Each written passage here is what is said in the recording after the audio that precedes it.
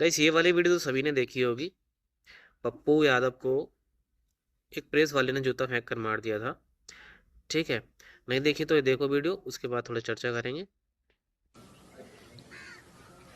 धोती अच्छी। कुर्ता भगवा पहन करके आप भगवान राम की मूर्ति लेकर के आप दूसरे आदमी के उसके अवधेश प्रताप के पैरों में रख रहे हैं। ये कहाँ का सम्मान करा आपने? ऐसा ही हो। कौन है आपने कहाँ का ना सम्मान करा चाहिए। है? कौन है आपने कहाँ का सम्मान करा आपने? पहली बात तो ये, आप संसद के बाहर जो सनातन धर्म का वेशभूषा है वो पहनकर आप चले गए। उसके बाद आप पर ड्रामाबाजी दिखा रहे हो।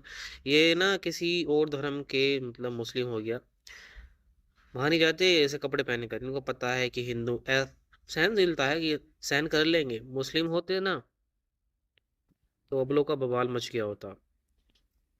और आप लोग कमेंट करके बताइए पुलिस वाले ने सही किया या गलत किया। ठीक है, ऐसे वीडियो देखने के लिए पेज को फॉलो कर लें आगे।